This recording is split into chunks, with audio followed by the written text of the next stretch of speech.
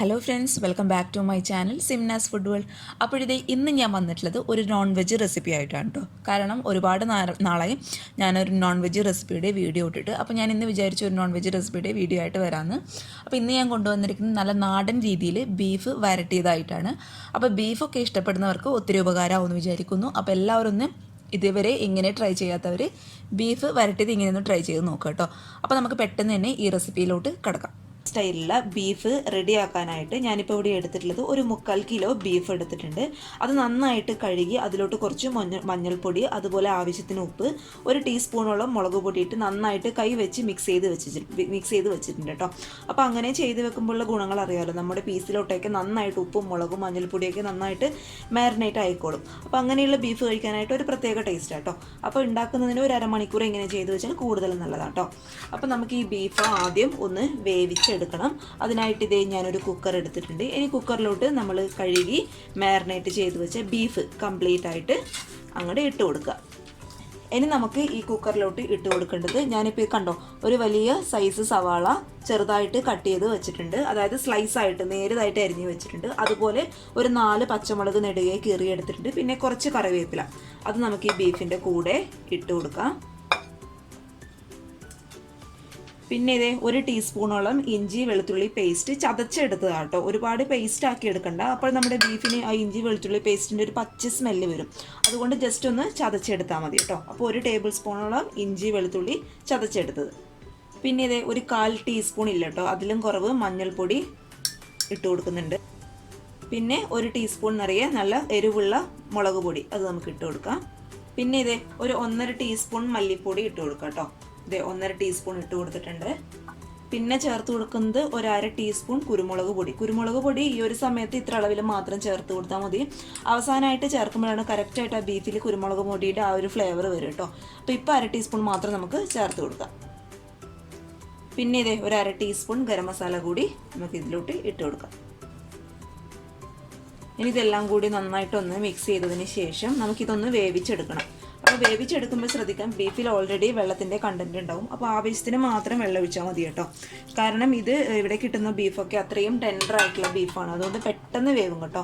അപ്പോൾ നാട്ടിലൊക്കെ ആണെങ്കിൽ സാധാരണ നിങ്ങൾ എത്ര വിസിലിട്ടാണോ ബീഫ് വേവിക്കാറുള്ളത്, ആ ഒരു വിസിലിട്ട് അടിച്ച് ആവശ്യത്തിന് വെള്ളം ഒഴിച്ച് ആ വിസിലിട്ട് അടിച്ച് വേവിക്കട്ടെ. ഇവിടെ ഇപ്പോൾ എനിക്ക് തോന്നുന്നു ഒരു 3 വിസിലിനൊക്കെ ബീഫ് നന്നായിട്ട് വെന്ത് കിട്ടും. അപ്പോൾ ഞാനിത് നന്നായിട്ടൊന്ന് വേവിച്ചെടുക്കട്ടെ. നമ്മുടെ ബീഫ് അവിടെ കിടന്ന് വേവുന്ന സമയം കൊണ്ട് നമുക്ക് ഇതിനാവശ്യമായിട്ടുള്ള ഉള്ളിയൊക്കെ ഒന്ന് വഴറ്റിയെടുക്കാം കേട്ടോ. അതിനായിട്ട് ഞാനൊരു ചട്ടി വെച്ച് കൊടുത്തിട്ടുണ്ട്. ചട്ടിയിൽ വെളിച്ചെണ്ണ ഒഴിച്ച് കൊടുത്തിട്ടുണ്ട്. വെളിച്ചെണ്ണയാണ് കേട്ടോ ഇങ്ങനത്തെ നാടൻ സംഭവങ്ങളൊക്കെ ഉണ്ടാക്കുമ്പോൾ കൂടുന്നുള്ളത്. വെളിച്ചെണ്ണ ചൂടാകുന്ന സമയം കൊണ്ട് കുറച്ച് തേങ്ങാക്കൊത്ത് നമുക്ക് ഇതിലോട്ട് ഇട്ട് കൊടുക്കാം.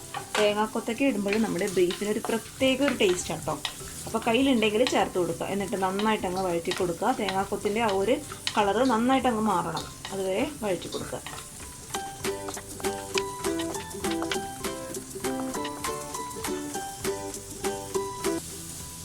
തേങ്ങാക്കൊത്തിൻ്റെ കളറൊക്കെ അത്യാവശ്യം ഒന്ന് മാറി വരുന്ന സമയത്ത് നമുക്ക് 1 ടേബിൾ സ്പൂണോളം ഇഞ്ചി വെളുത്തുള്ളി പേസ്റ്റ് ഇതിലിട്ട് കൊടുക്കാം കേട്ടോ. കാരണം നമ്മൾ ഇഞ്ചി വെളുത്തുള്ളി പേസ്റ്റ് ഇടുമ്പോൾ നമ്മുടെ ബീഫിന് ഒരു പ്രത്യേക ടേസ്റ്റ് കേട്ടോ. എത്രയും നല്ല ഇടുന്നോ അത്രയും നല്ലതാണ്. അപ്പോൾ നന്നായിട്ട് അങ്ങോട്ട് മിക്സ് ചെയ്ത് കൊടുക്കുക. ഇനി ഇതിലോട്ട് ഇട്ട് കൊടുക്കാൻ പോകുന്നത് ഒരു സവാള സ്ലൈസായിട്ട് അരിഞ്ഞത് കേട്ടോ. അതുപോലെ ഒരു 2 കറിവേപ്പില ഇട്ട് കൊടുത്തിട്ടുണ്ട്. പിന്നെ 2 പച്ചമുളക് നെടുകെ കീറി ഇട്ട് കൊടുക്കുക കേട്ടോ. അതും കൂടി നന്നായിട്ട് അങ്ങോട്ട് വഴറ്റി കൊടുക്കുക. ഈ സവാളയുടെ കളറ് അത്യാവശ്യം നന്നായിട്ട് മാറണം, അല്ലെങ്കിൽ ഒരു പച്ച ചുവ വരും കേട്ടോ. മാത്രമല്ല നമ്മുടെ സവാളയ്ക്ക് ഒരു മധുരം ഉണ്ടാവും, അത് ബീഫിലും കൂടി വരും. അതുകൊണ്ട് സവാളയുടെ കളറ് അത്യാവശ്യം നന്നായിട്ട് മാറുന്നവരെ നന്നായിട്ട് അങ്ങോട്ട് വഴറ്റി കൊടുക്കുക.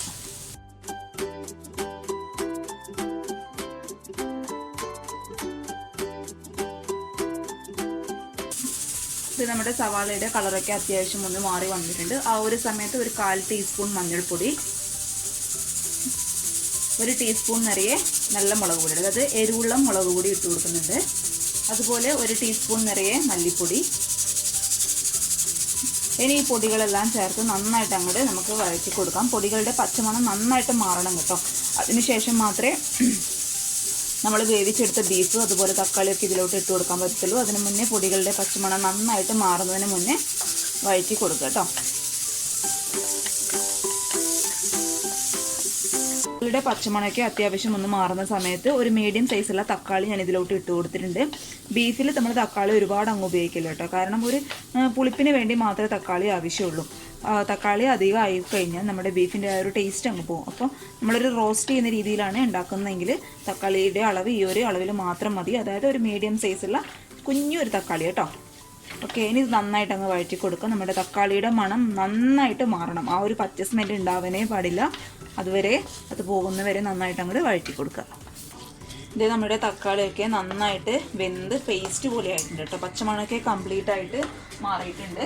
ഇനി ഈ ഒരു സമയത്ത് നമുക്ക് വേവിച്ച് വെച്ച ബീഫ് ഇതിലോട്ട് ഇട്ട് കൊടുക്കാം കേട്ടോ. അപ്പോൾ നന്നായിട്ട് വെന്തിനെന്ന് ഉറപ്പ് വരുത്തിയതിന് ശേഷം മാത്രം ഇട്ട് കൊടുക്കുക കേട്ടോ.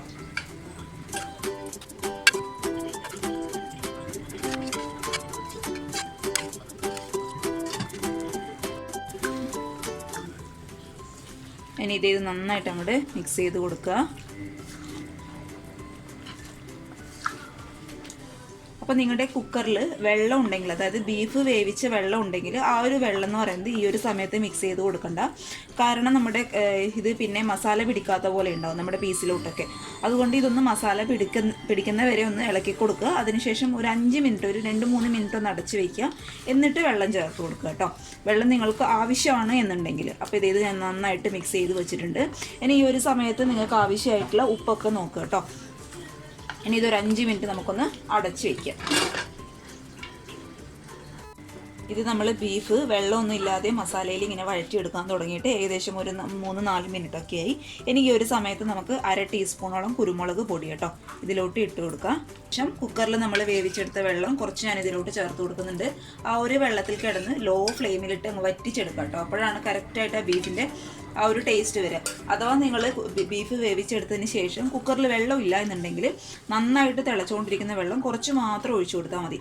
എന്നിട്ട് ലോ ഫ്ലെയിമിലിട്ട് അടച്ച് വെച്ച് സാവധാനം ഈ മസാലയൊക്കെ ഒന്ന് വറ്റി നമ്മുടെ പീസിലോട്ട് പിടിക്കുന്ന രീതിയിൽ ഒന്ന് വേവിച്ചെടുക്കുക. അപ്പോൾ ഇത് നമ്മുടെ ബീഫൊക്കെ നന്നായിട്ട് സെറ്റായിട്ട് വന്നിട്ടുണ്ട്. കാരണം ആ ഒരു വെള്ളത്തിൽ കിടന്ന് ലോ ഫ്ലെയിമിലിട്ട് നമ്മുടെ മസാലയൊക്കെ നന്നായിട്ട് ബീഫിലോട്ട് പിടിച്ചിട്ടുണ്ട്. ഇനി നമുക്ക് സ്റ്റവ് ഓഫ് ചെയ്യാം കേട്ടോ. അപ്പോൾ ഇത് ഞാൻ ഈ ഒരു സെമി ഗ്രേവിയിലാണ് റെഡിയാക്കി എടുക്കാൻ പോകുന്നത് കണ്ടോ. അപ്പോൾ നിങ്ങൾക്ക് ഒന്നും കൂടി വേണമെങ്കിൽ ഒന്നും കൂടി വറ്റിച്ചെടുക്കാം. ഞാൻ എന്തായാലും തീ ഓഫ് ചെയ്തു. ഇനി അവസാനമായിട്ട് ഇതിലോട്ട് ഇട്ട് കൊടുക്കാൻ പോകേണ്ടത് കുറച്ച് കറിവേപ്പില ഇട്ട് കൊടുത്തിട്ടുണ്ട്. പിന്നെ കുറച്ച് വെളിച്ചെണ്ണ തൂക്കി കൊടുക്കുക. പിന്നെ ഇട്ട് കൊടുക്കേണ്ടത് ഇത് ഒരു 1/2 ടീസ്പൂണും കൂടി കുരുമുളക് ഇട്ട് കൊടുക്കുക. പിന്നെ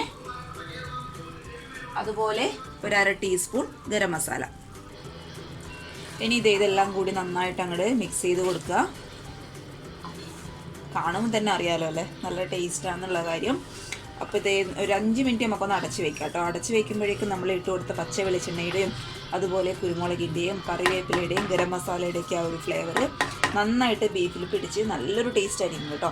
അപ്പോൾ ഇതൊക്കെ ഒരു 5 മിനിറ്റ് നന്നായിട്ട് നമ്മൾ കഴിക്കുന്നതിന് കുറേ മുന്നേ റെഡിയാക്കി വെക്കുകയാണെങ്കിൽ നമ്മൾ ഈ ഒരു ഗ്രേവിയൊക്കെ നന്നായിട്ട് പീസിലോട്ട് പിടിച്ച് കഴിക്കാനായിട്ട് നല്ലൊരു ടേസ്റ്റ് ആയിരിക്കും കേട്ടോ. അപ്പം നമുക്കിതൊരു 5 മിനിറ്റ് ഒന്ന് അടച്ച് വയ്ക്കാം. അപ്പോഴിത് നമ്മുടെ ബീഫൊക്കെ നന്നായിട്ട് സെറ്റായിട്ട് വന്നിട്ടുണ്ട് കേട്ടോ. നമ്മുടെ ആ ഒരു ഗ്രേവിയൊക്കെ കണ്ടോ നന്നായിട്ട് പീസിലോട്ട് പിടിച്ചിട്ടുണ്ട്. അങ്ങനെ കഴിക്കാനുണ്ട് കേട്ടോ കൂടുതൽ ടേസ്റ്റ്.